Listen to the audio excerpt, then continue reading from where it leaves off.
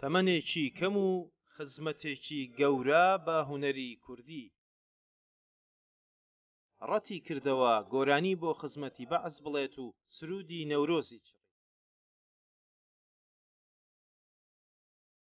دوای نزیکەی 40 ساڵ لە کۆچی دوایی هێشتا بەشێک لە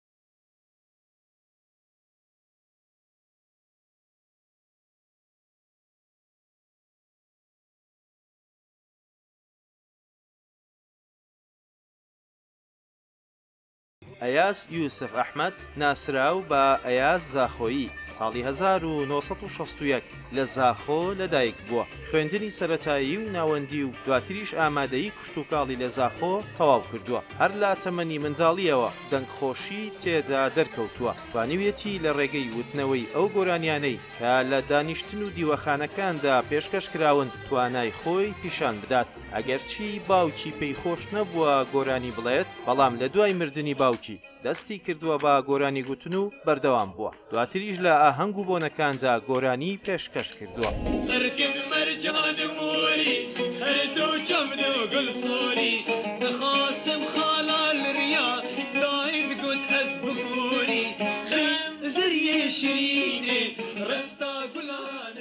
لەگەڵ چەند هاوڕێیەکی سەردانی ئێزگەی کوردی بەغدایان کردووە و لەوێ چەند گۆرانیەکی تۆمار کردوون کە سەرجەمی ئەوانەی تۆماری کردوون 33 بەرهەمە. بەڵام بەشێکی زۆر لە بەرهەمی تۆمارکراویشی لە دوای خۆی بەجێ هێشتووە کە هێشتا بڵاو نەکراونەتەوە. هەرچەندە لەم ساڵانەی دواییدا هەوڵێک هەبوو لەلایەن چەند هونەرمەندێکەوە کە لە ڕێگەی مۆسیقای نوێوە بەرهەمە بڵاو نەکراوەکانی بڵاو بکرێنەوە، بەڵام خێزان و کەسە نزیکەکانی ڕەتیان کردەوە ڕێگە بەو کارە بدەن. ئەگەرچی تەمەنێکی کەمی کرد، بەڵام ئەیاز دەنگێکی ڕەسەن و سەرنجڕاکێشی هەبوو کە بە چەند بەرهەمێکی دیاریکراو توانی ناوبانگ و گوێگرێکی زۆر بۆ خۆی دروست بکات.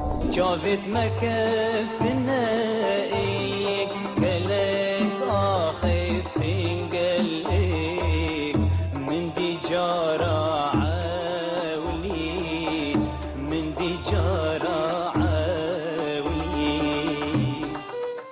لە هەفتاکانی سەدەی ڕابردوو وەک دەنگێکی ڕەسەن و سەرنجڕاکێش بە تایبەت لە ناوچەی بادینان ناوبانگی پەیدا کرد. ئەیاز خاوەن گەنجینەیەکی مەزنی فۆلکلۆری و ڕەسەنی کوردی بوو. چەندین گۆرانی و پەندی پێشینان و داستانی لەبەر بوو کە بوو بووە هۆکاری خۆ دەوڵەمەندکردنی لە بوارەکەیدا. دوای ئەوەی کە دەچێتە کۆلێژی سەربازی، ئەرکی سەربازی خۆی تەواو دەکات و پلەی ئەفسەریش وەردەگرێت، بەڵام بە کتوپڕی کۆچی دوایی دەکات. براو کەسە نزیکەکانی ئاماژە بۆ ئەوە دەکەن داوای لێکراوە گۆرانی بۆ خزمەتی بەعس و سەدام بڵێت، بەڵام ئەیاز ڕەتی کردوێتەوە. دەشڵێن لە کاتی سەربازیدا خوێنی بەخشیوە بۆ ئەوەی مۆڵەتی بدەن و بگەڕێتەوە سەردانی هاوڕێ و کەس و کارەکەی بکات. تەنانەت برایەکی بازدەوە دەکات لە دوای ئەوەی سرودی نەورۆزی وتووە حکوومەتی بەعس لە دەرفەتێک گەڕاوە بۆ ئەوەی زیانی پێ بگەێنێت.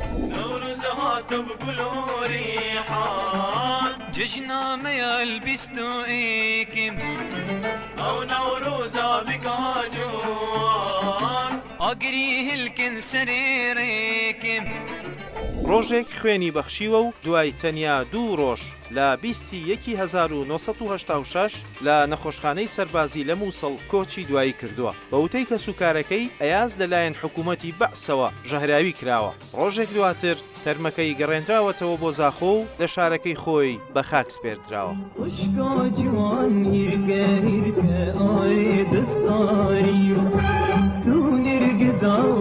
نسرين أبجين البيوارين أشكى جوان هيك